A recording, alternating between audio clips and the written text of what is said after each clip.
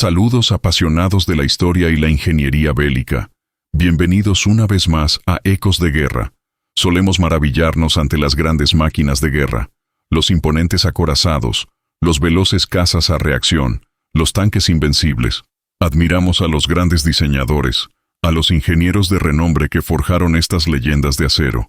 Pero, ¿cuántas veces la clave de la victoria, el pequeño detalle que cambió el curso de la batalla, nació no en una mesa de diseño impoluta, sino en la mente de un soldado anónimo, en un momento inesperado, garabateado en el reverso de un menú, o, como en nuestra historia de hoy, en una simple servilleta de papel?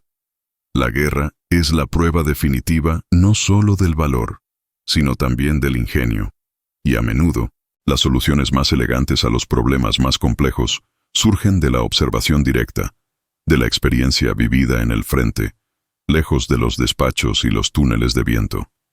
La historia que están a punto de escuchar es el testimonio de un hombre así, un mecánico, un observador, alguien considerado insignificante por la gran maquinaria militar, pero tuvo una idea sobre algo tan fundamental como la hélice de un avión, una idea que fue ridiculizada, desechada, hasta que la cruda realidad de la guerra demostró su genialidad. En Ecos de Guerra celebramos estas historias de innovación desde las trincheras, desde los talleres, desde las mentes que se negaron a aceptar el no se puede. Si te emocionan estas crónicas de ingenio, perseverancia y el impacto de una idea simple en el gran esquema de la guerra, te pedimos que te suscribas ahora mismo y actives la campana. Tu apoyo es crucial. Si esta historia te inspira, déjanos un me gusta para que sepamos qué tipo de contenido valoras.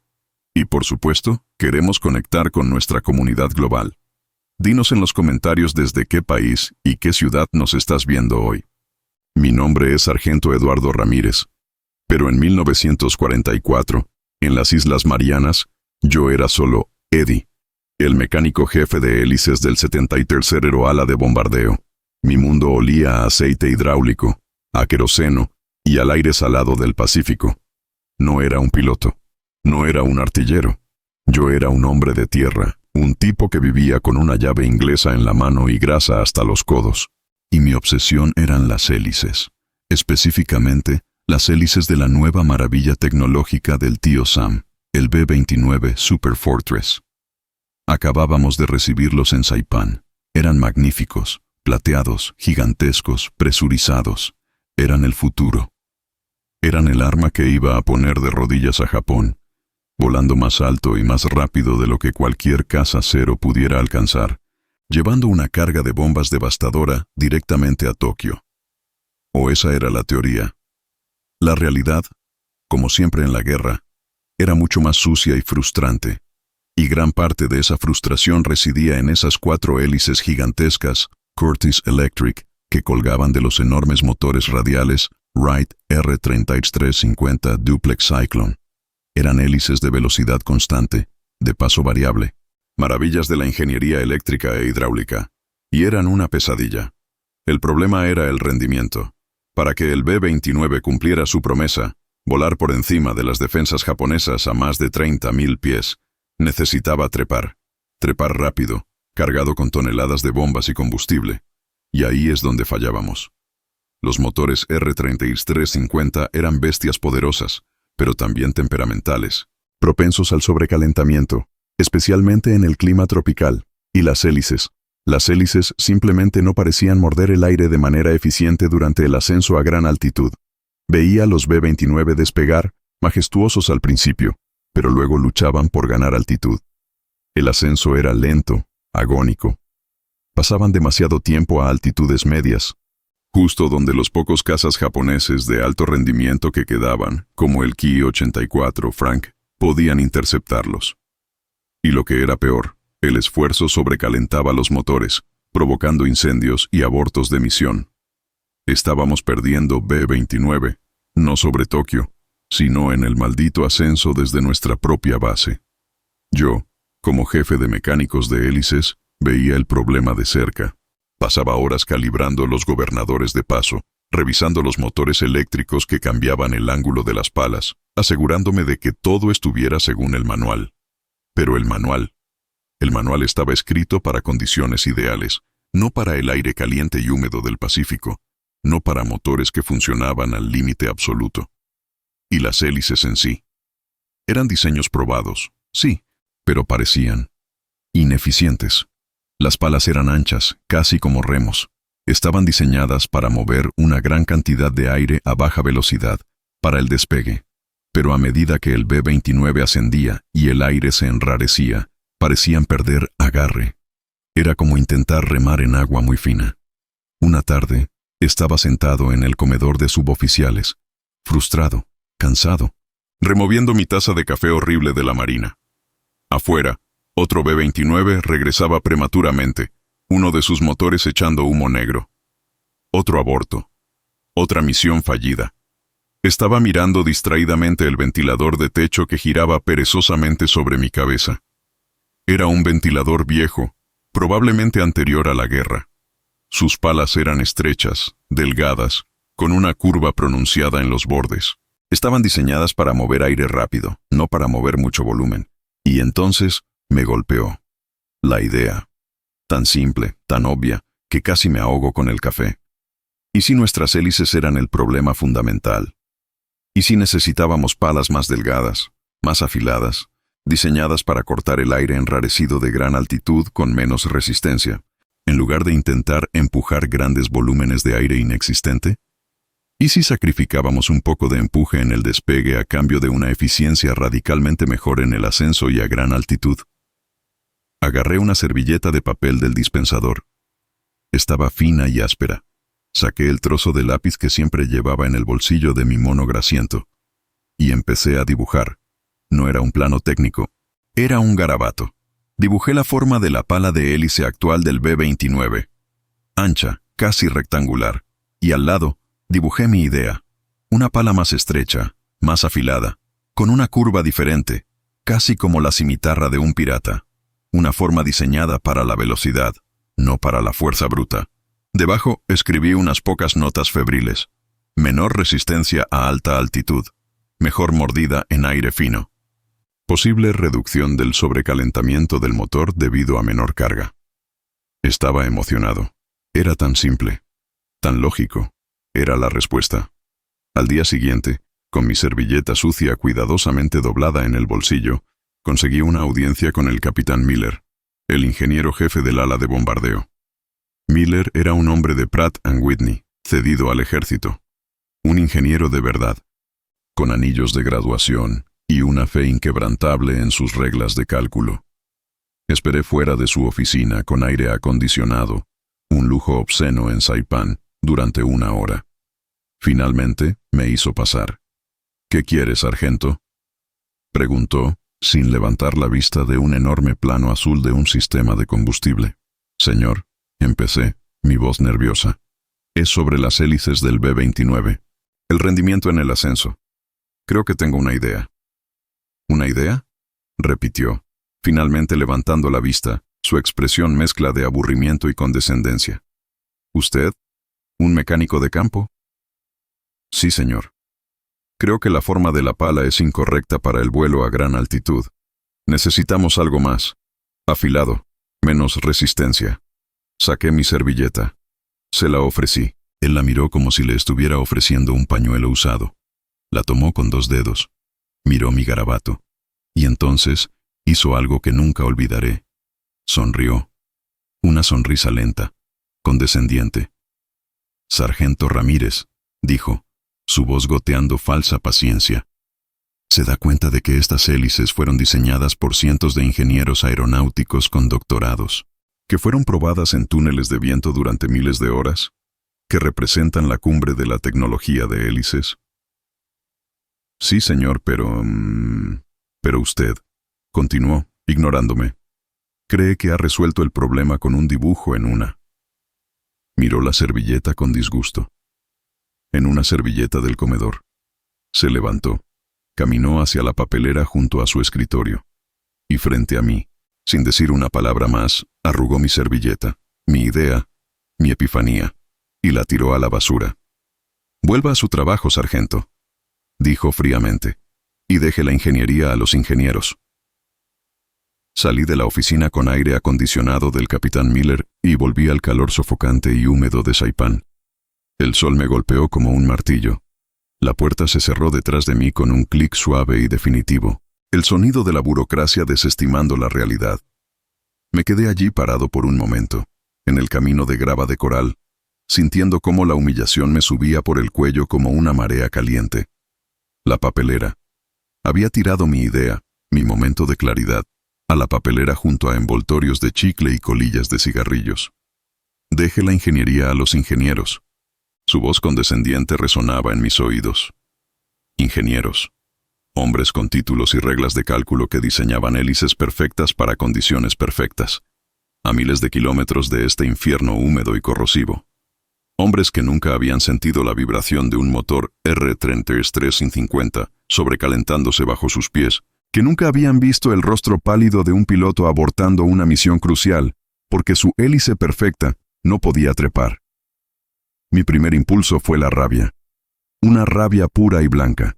Quería volver a entrar allí, sacar mi servilleta arrugada de la basura y restregársela por la cara.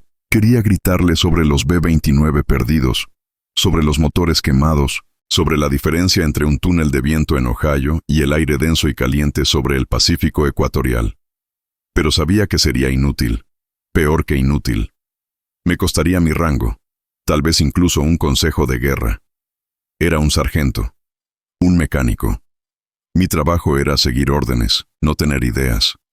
Caminé de regreso a mi hangar, un enorme Quonset Hut que apestaba a aceite y metal caliente. El sonido de las llaves neumáticas y los martillos llenaba el aire. Mis hombres, mi equipo de especialistas en hélices, estaban trabajando en una góndola de motor que colgaba de una grúa. Vieron mi rostro cuando entré. No necesitaron preguntar. Sabían dónde había estado. Sabían lo que probablemente había pasado. Simplemente bajaron la mirada y volvieron a su trabajo, dándome espacio. Fui a mi banco de trabajo, un desastre de herramientas, piezas de repuesto y manuales técnicos manchados de grasa. Me senté en mi taburete de metal, sintiéndome vacío. La duda volvió a invadirme, fría y pegajosa. ¿Y si Miller tenía razón? ¿Y si yo era solo un mecánico arrogante que creía haber encontrado una solución simple a un problema complejo que hombres mucho más inteligentes no habían podido resolver? ¿Quién era yo para cuestionar a Curtiss Electric, a Boeing, al cuerpo aéreo del ejército? Quizás la forma de la pala era óptima, quizás el problema era solo el motor, o el combustible, o el clima. Quizás yo solo era un tonto. Me quedé allí sentado, mirando mis manos cubiertas de grasa, durante mucho tiempo. Oí el rugido familiar de los motores Wright Cyclone encendiéndose en la pista. Otra misión despegando hacia Japón. Caminé hacia la enorme puerta abierta del hangar. El sol de la tarde era brutal. Vi la formación de B-29 rodando por la pista de coral triturado. Uno tras otro. Esos gigantes plateados aceleraban, sus 4 hélices enormes girando, levantando nubes de polvo blanco. Y los vi despegar. Y los vi luchar. Los vi ascender dolorosamente despacio hacia el cielo azul pálido, sus motores dejando estelas de humo negro por el esfuerzo.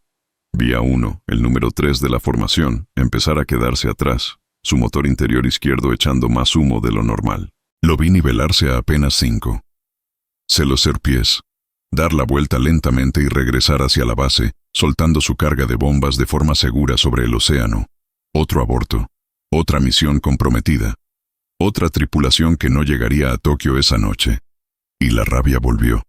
Pero esta vez no era una rabia caliente, era una rabia fría, una certeza helada. Miller estaba equivocado. Los ingenieros de la patria estaban equivocados. La doctrina estaba equivocada. Podían tener sus túneles de viento y sus reglas de cálculo. Yo tenía la evidencia ante mis ojos todos los malditos días. Tenía la evidencia en los motores quemados que reemplazábamos, en los informes de aborto que llenaban los escritorios, en las miradas cansadas y frustradas de los pilotos que arriesgaban sus vidas en máquinas que no rendían como debían. Mi idea no era una locura, era la maldita verdad.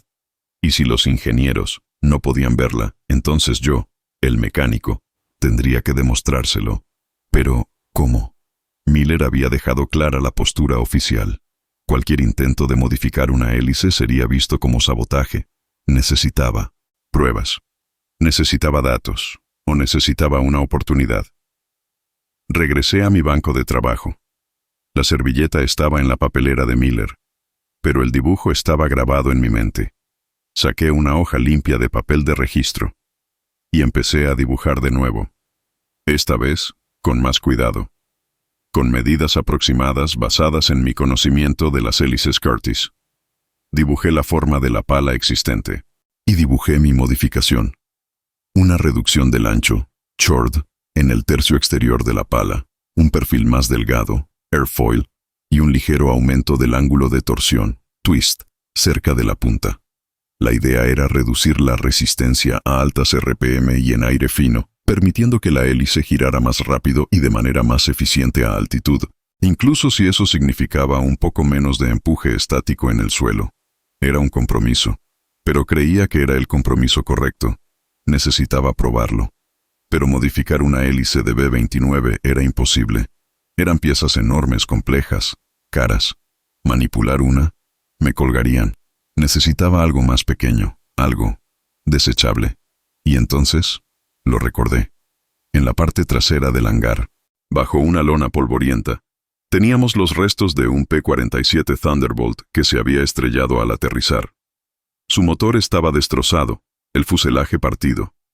Pero una de las hélices, una Curtis Electric de 4 palas, similar en tecnología, aunque más pequeña, a la del B-29, estaba relativamente intacta, solo doblada. Era basura, programada para ser enviada de vuelta a E.U. como chatarra. Era perfecta. Esa noche, después de que la mayoría del personal de tierra se hubiera ido a sus barracones, requisité esa hélice dañada. Con la ayuda de 2 de mis hombres de confianza, los mismos que me habían ayudado a desviar el aluminio para mi rifle en la historia anterior, si fuera el mismo personaje, pero adaptaré. La llevamos a un rincón apartado del hangar, y empezamos a trabajar. Bajo la luz de una sola bombilla desnuda, empezamos a hacer lo impensable. No teníamos las herramientas adecuadas. Usamos martillos de plomo para enderezar las palas dobladas lo mejor que pudimos. Usamos limas manuales y lijadoras de banda improvisadas para reperfilar una de las palas según mi dibujo. Fue un trabajo brutal, sacrílego. Estábamos lijando, a mano, una pieza de ingeniería aeronáutica de precisión. Si Miller nos hubiera visto, habría tenido un ataque al corazón. Trabajamos durante 3 noches, en secreto. Durante el día éramos mecánicos modelo, siguiendo el manual.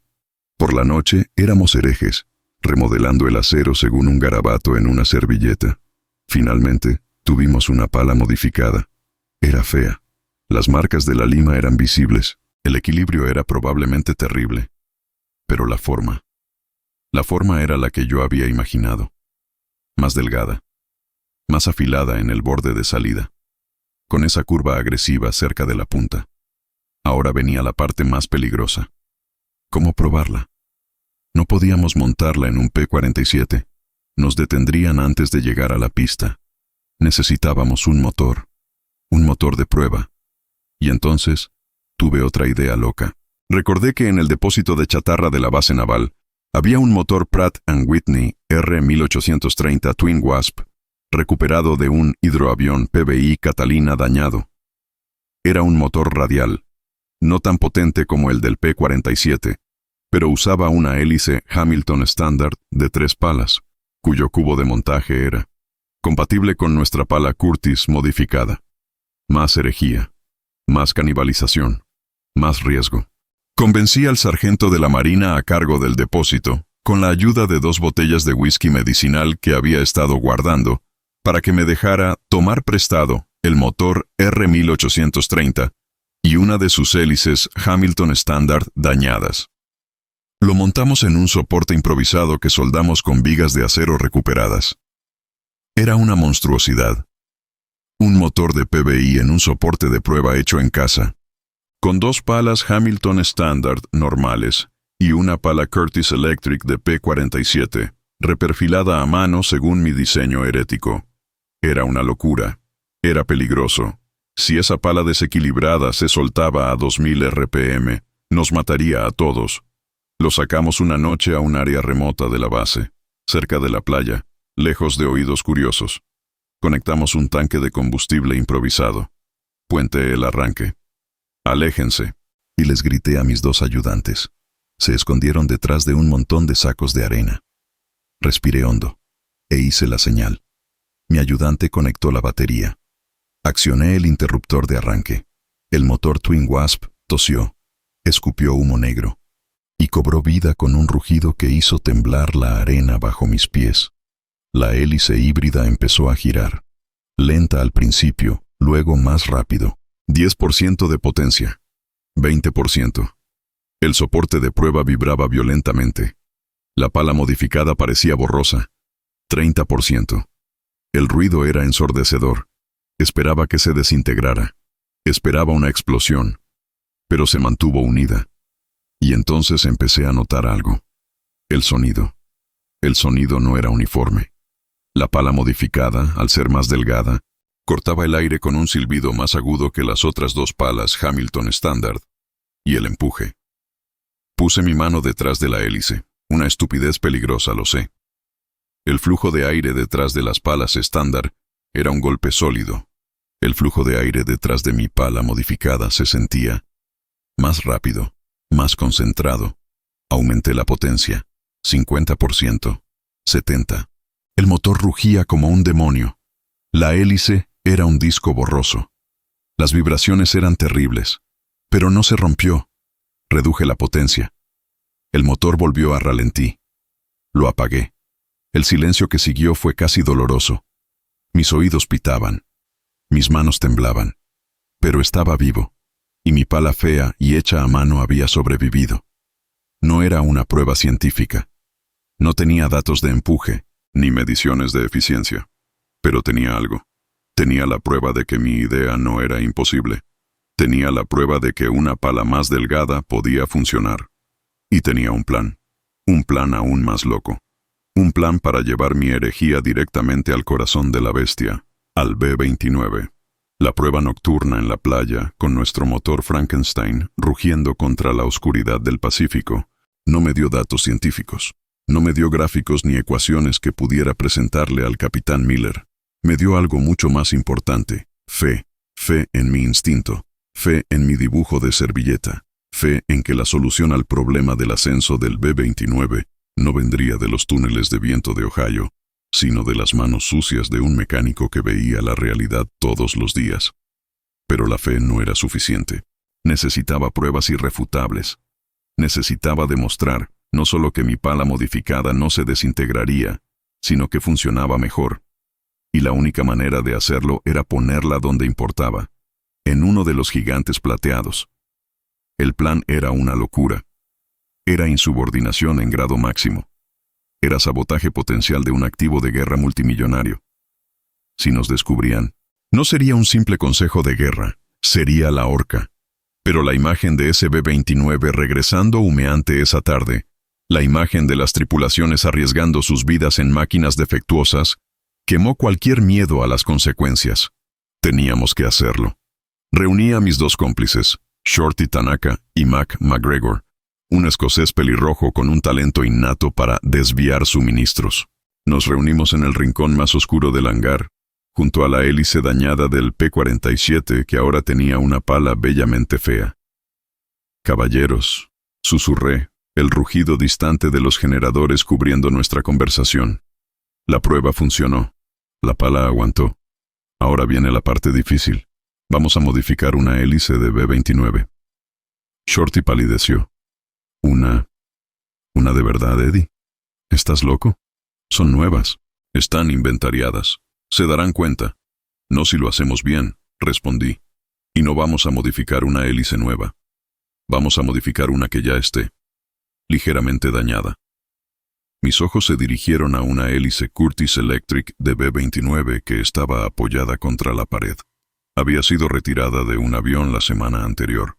Tenía un pequeño impacto de bala de 7 IM japonesa en la punta de una de las palas, cortesía de un caza cero afortunado. El daño era mínimo, reparable, pero oficialmente estaba marcada como pendiente de inspección y posible reemplazo. Era nuestra oportunidad. Esa, dije. Vamos a reparar esa pala. Pero en lugar de simplemente lijar el daño, vamos a reperfilarla entera, según mi diseño. Mac sonrió, mostrando sus dientes manchados de tabaco. Me gusta cómo piensas, Ramírez.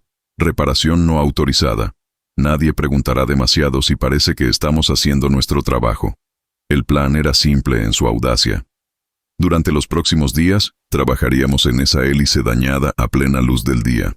Pero mientras lijábamos y pulíamos la punta dañada, también estaríamos, lenta y cuidadosamente, quitando material del resto de la pala, adelgazando el perfil, afilando el borde de salida, dándole esa curva de cimitarra cerca de la punta. Era un trabajo increíblemente arriesgado. Necesitábamos mantener la simetría con las otras 3 palas lo suficiente como para que no fuera obvio a simple vista, pero lo suficientemente diferente como para marcar una diferencia en el rendimiento. Y lo más importante, necesitábamos mantener el equilibrio. Una hélice desequilibrada a 2000 RPM se arrancaría del motor y atravesaría el fuselaje como una sierra circular. Pasamos horas con limas finas, con papel de lija, midiendo con calibradores robados, pesando las virutas de metal que quitábamos. Usamos plantillas que hice con cartón de cajas de raciones. Trabajábamos con el corazón en la garganta, saltando cada vez que un oficial pasaba cerca. Era un ballet de engaño y precisión. Después de 4 días de trabajo encubierto, disfrazado de reparación rutinaria, la pala estaba lista. Era sutil. A menos que supieras exactamente qué buscar, parecería una pala Curtis estándar, quizás un poco más pulida de lo normal, pero yo sabía que era diferente. Sentía la diferencia en mis manos. Era más ligera en la punta. Tenía ese borde afilado. El siguiente paso era aún más peligroso: montarla en un avión y probarla. Pero, ¿en cuál? No podíamos simplemente tomar un B-29 de la línea de vuelo. Necesitábamos un avión que estuviera en mantenimiento, uno que no fuera a volar en una misión de combate de inmediato. Y necesitábamos un piloto dispuesto a arriesgar su carrera, y posiblemente su vida, en una modificación no autorizada. Aquí es donde Mac, nuestro especialista en adquisiciones, hizo su magia. Resultó que conocía a un piloto de pruebas, un capitán llamado Jack Riley. Riley era una leyenda menor en la base, un tipo que volaba cualquier cosa. Probaba modificaciones experimentales y tenía una reputación de, digamos, flexibilidad con las reglas. Mac lo encontró en el club de oficiales improvisado, le compró unas cervezas, otra adquisición no autorizada, y le susurró nuestro plan. Riley, según Mac, escuchó, se rió, pidió otra cerveza y luego dijo: «Maldita sea, sargento, dice que cree que puede hacer que estas bañeras voladoras suban más rápido. Si tiene razón, salvará vidas. Si está equivocado. Bueno, he volado cosas peores. Dígale a su jefe Ramírez que tiene un piloto. Pero si esto sale mal, nunca hemos hablado. Teníamos nuestro piloto. Y Riley nos consiguió nuestro avión, un B-29 llamado Lady Luck, que acababa de salir de un mantenimiento mayor de motor y necesitaba un vuelo de prueba local antes de volver al servicio activo. Oficialmente, el vuelo era para comprobar el nuevo motor. Extraoficialmente, iba a ser el vuelo de prueba de mi hélice de servilleta. La noche antes del vuelo, bajo la luna llena del Pacífico, realizamos el cambio. Fue como una operación de comando. Mientras Mac vigilaba, Shorty y yo, trabajando solo con linternas cubiertas con filtros rojos, desmontamos la hélice estándar del motor número 2, el interior izquierdo, del Lady Luck. Quitamos la pala original que correspondía a nuestra pala modificada y la reemplazamos por la nuestra. El proceso fue angustioso. Cada tuerca, cada conexión eléctrica del mecanismo de paso variable, tenía que ser perfecta. Comprobamos el equilibrio estático usando plomadas improvisadas. Estaba aceptable. No perfecto, pero quizás lo suficientemente bueno. Terminamos justo antes del amanecer, exhaustos, cubiertos de grasa y miedo. Devolvimos la pala original al taller, escondiéndola bajo la etiqueta de pendiente de inspección. Nadie sabría del cambio, a menos que algo saliera horriblemente mal.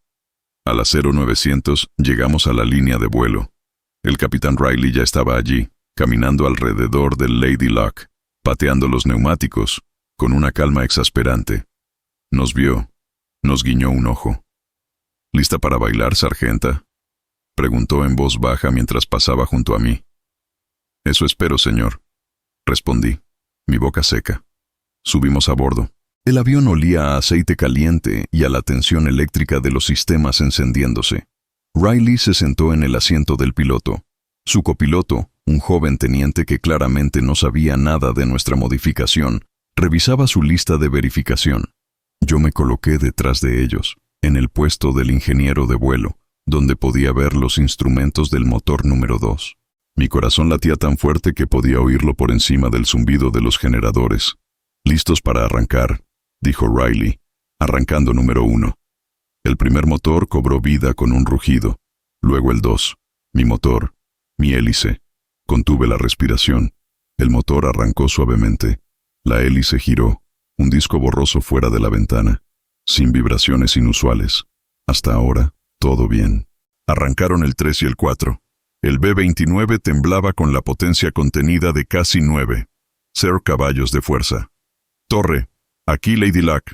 Listos para rodar. Solicitamos pista 20 para vuelo de prueba local.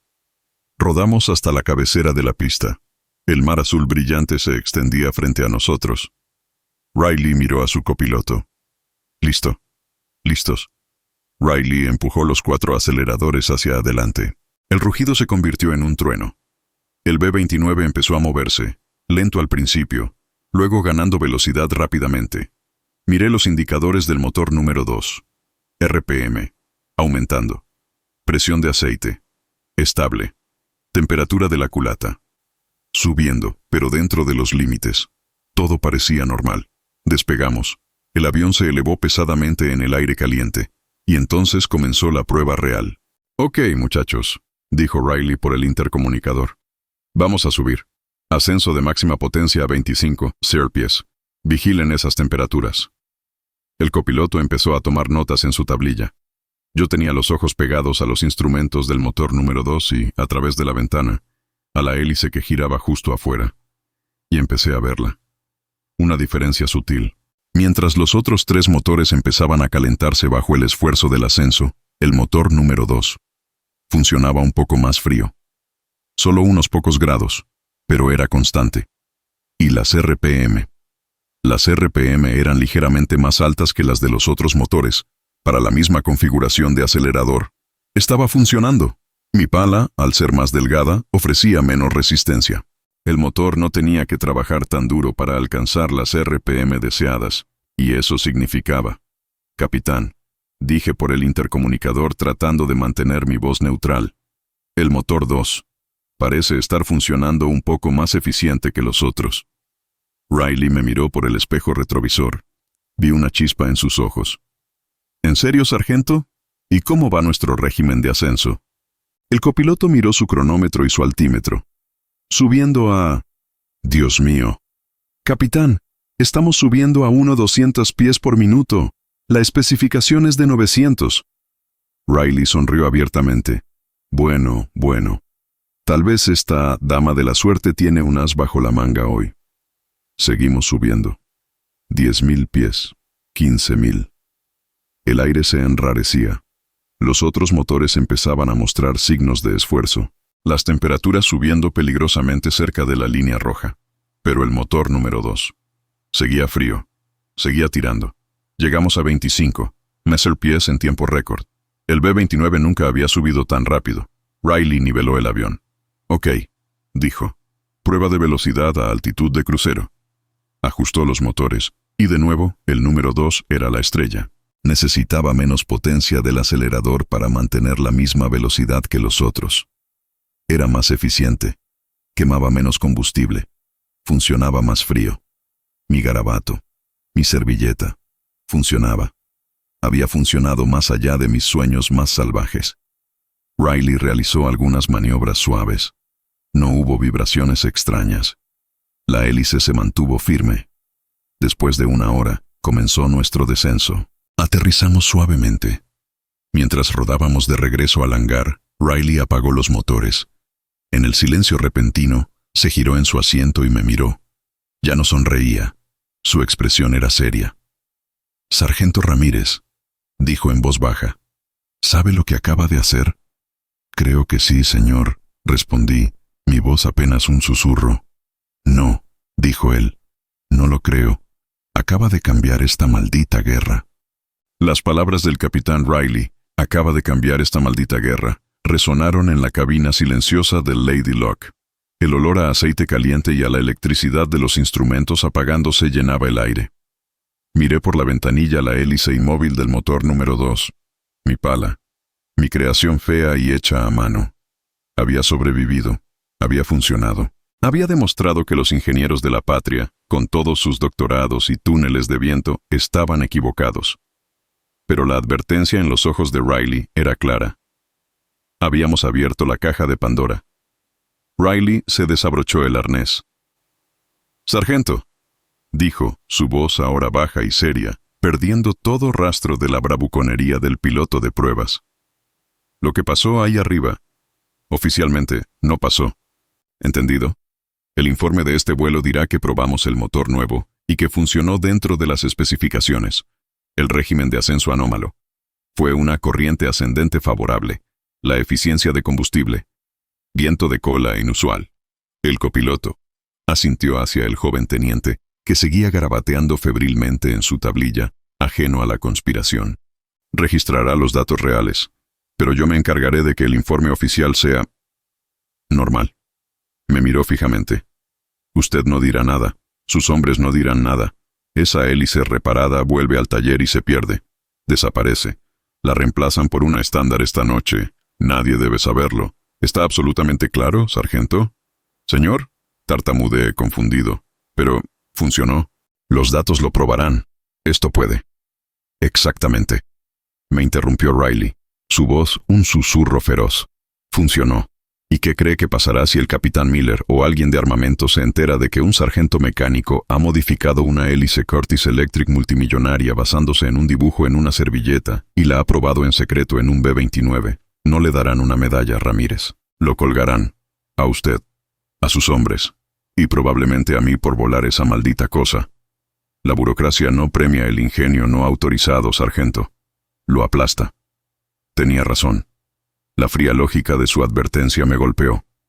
Habíamos demostrado que la idea era viable, pero lo habíamos hecho violando todas las reglas. Éramos David contra Goliat, y acabábamos de demostrar que la onda funcionaba. Pero Goliat todavía tenía el poder de aplastarnos. «Sí, señor», dije en voz baja. «Entendido. Desaparecerá». Bajamos del avión. El sol de la tarde empezaba a bajar, pintando el cielo de naranja y púrpura. El aire olía a sal y a los gases de escape de cientos de aviones. Mientras caminábamos de regreso al hangar, vi al copiloto, el teniente, hablando animadamente con otro oficial de operaciones, mostrándole su tablilla. «Increíble, mayor. Nunca había visto a un B-29 subir así. 1200 pies por minuto sostenidos hasta 25. SEAL. Y el consumo de combustible del motor 2 fue un 15% menor en crucero». El mayor frunció el ceño. «¿Motor 2? ¿Solo el 2? ¿Estás seguro de tus lecturas, teniente?» «Absolutamente, señor. Comprobado 3 veces». Mi corazón dio un vuelco. Demasiado tarde. Los datos. Los malditos datos eran demasiado buenos, demasiado anómalos. La mentira de Riley sobre las corrientes ascendentes no iba a colar. El copiloto, en su inocencia, acababa de encender la mecha. Esa noche, realizamos el cambio de hélice más tenso de nuestras vidas. Sacamos mi pala modificada del Lady Luck y la reemplazamos por la pala estándar original que habíamos guardado. Trabajamos en un silencio absoluto, cada sonido de una llave inglesa pareciendo un disparo. Escondimos mi pala modificada en el lugar más seguro que se nos ocurrió, dentro de una caja de repuestos vacía, marcada como condensadores de flujo dañados, devolver a EEU, enterrada bajo una pila de chatarra en el rincón más alejado del hangar. Al día siguiente, la atmósfera en la base había cambiado. Había un zumbido de investigación. Vi a oficiales de armamento, hombres que normalmente nunca salían de sus oficinas con aire acondicionado, caminando por la línea de vuelo, hablando con los jefes de tripulación, examinando los motores del Lady Luck. Vi al capitán Miller. mi némesis, hablando intensamente con el copiloto del vuelo de prueba, señalando la tablilla de datos. Miller me vio. Nuestros ojos se encontraron a través de la extensión del hangar. Su mirada era fría, calculadora. Sabía que yo tenía algo que ver. No sabía qué, pero lo sabía. Durante 2 días contuve la respiración. Mis hombres y yo trabajamos como autómatas, manteniendo un perfil bajo, haciendo nuestro trabajo según el manual. Cada vez que un oficial se acercaba, sentía un escalofrío. Esperaba la llegada de los MPs. Esperaba la llamada al despacho del coronel, pero no llegó. En cambio, llegó el capitán Riley. Entró en mi taller al final del segundo día. Se veía cansado. «¿Ramírez?», dijo en voz baja.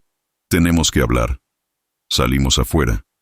Al crepúsculo, nos sentamos en un montón de bidones de combustible vacíos, mirando los B-29 despegar para la misión nocturna.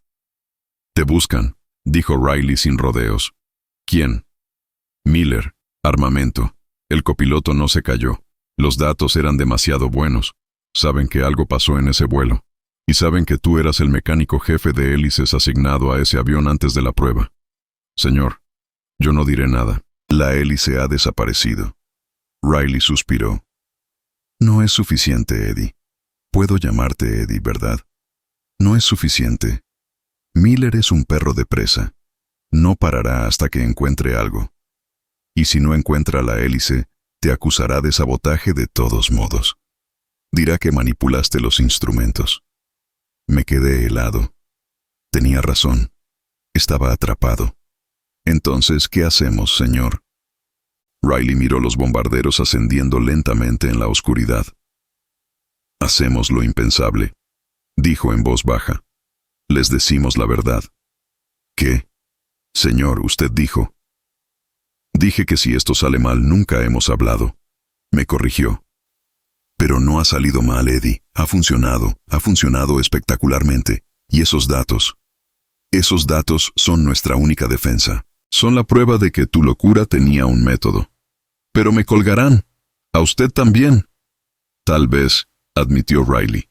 «O tal vez, solo tal vez, la necesidad sea mayor que la burocracia. Estamos perdiendo demasiados B-29 en el ascenso, Eddie. Demasiadas tripulaciones.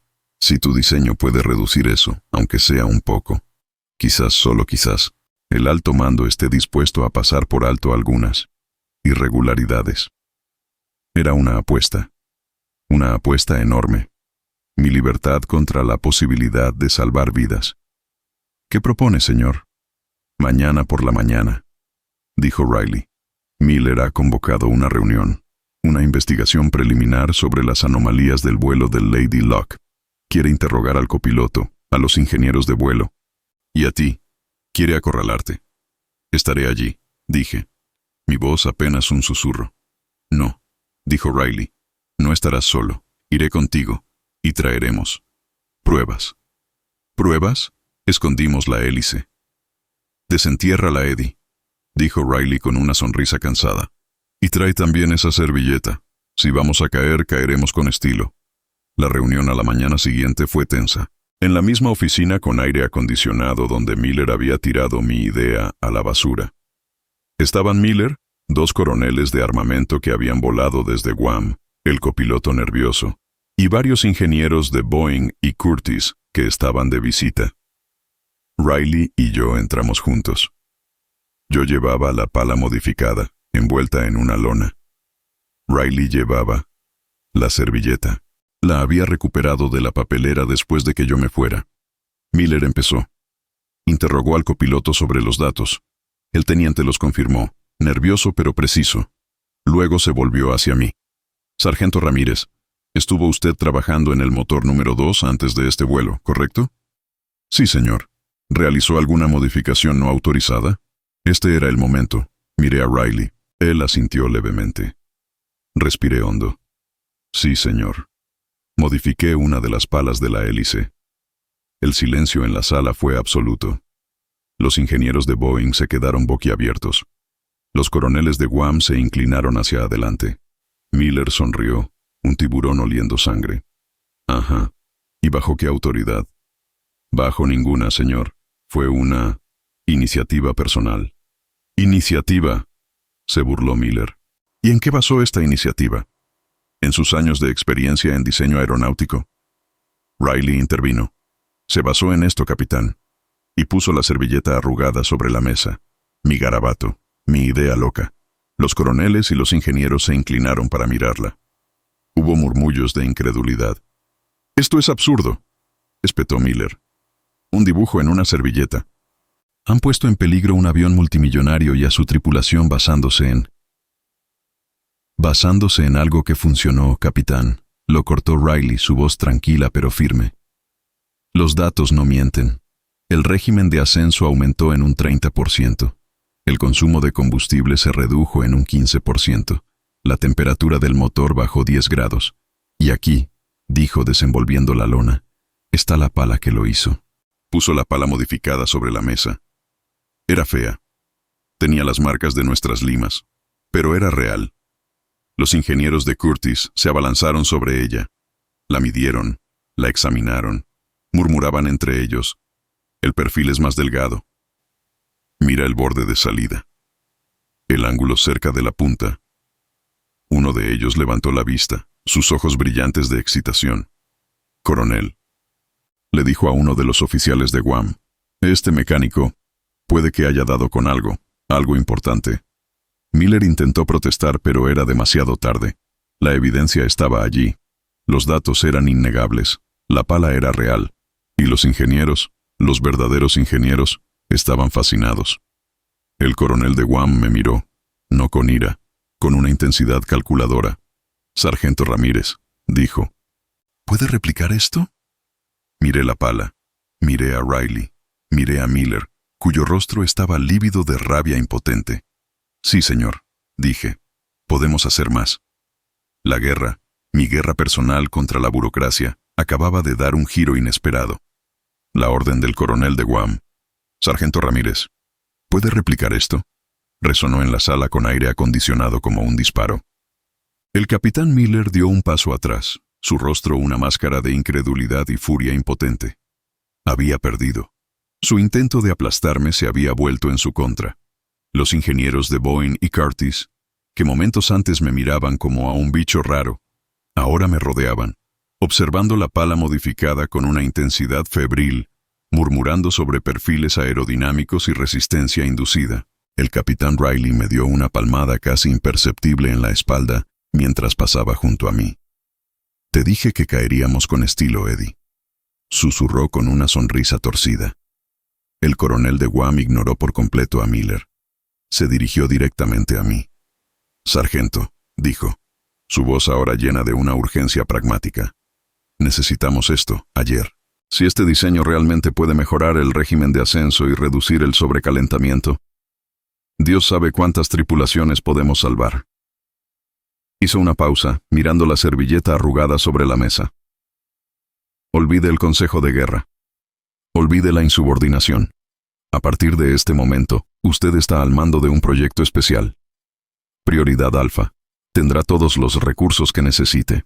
Hélices dañadas, mecánicos, acceso al taller de máquinas, lo que sea. Quiero un escuadrón completo de B-29 equipado con estas. Hélices Ramírez. Para pruebas operativas en 2 semanas. ¿2 semanas? Era una locura. Habíamos tardado 4 días en modificar una pala, trabajando en secreto y a mano. Modificar 12 hélices completas, 48 palas, en 2 semanas, era imposible. «Señor», dije, mi voz aún temblorosa, «no tenemos las herramientas adecuadas. Necesitaríamos plantillas de precisión, calibradores de equilibrio dinámico». «Consígalos», ladró el coronel. «Si no existen, invéntelos. Mayor», se dirigió a uno de sus ayudantes, «quiero que este sargento tenga carta blanca, que requise lo que necesite de la Marina, de los civis, del mismísimo diablo si es necesario.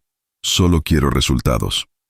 Y así, de la noche a la mañana, pasé de ser un paria, a punto de ser colgado, a ser el jefe de facto del proyecto de hélices más importante del Pacífico.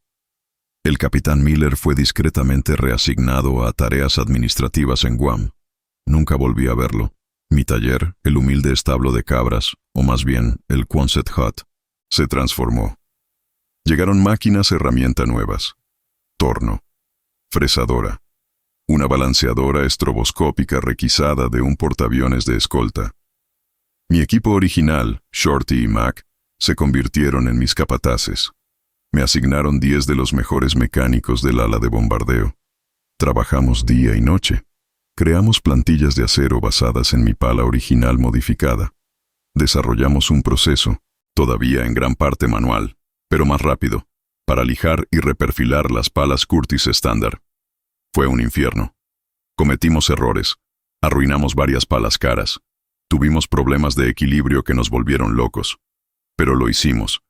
En 15 días teníamos 12 B-29 del 73º ala equipados con lo que los hombres empezaron a llamar las hélices Eddy, o las cimitarra de Saipán. El día de la prueba operativa fue el más tenso de mi vida. 12 B-29 despegaron en formación cerrada, 6 con hélices estándar, 6 con las mías. Su misión, un ascenso cronometrado a 30. Pies. Riley volaba en el avión líder con mis hélices. Yo estaba en la torre de control, junto al coronel de Guam, escuchando las comunicaciones de radio, mi corazón en la garganta.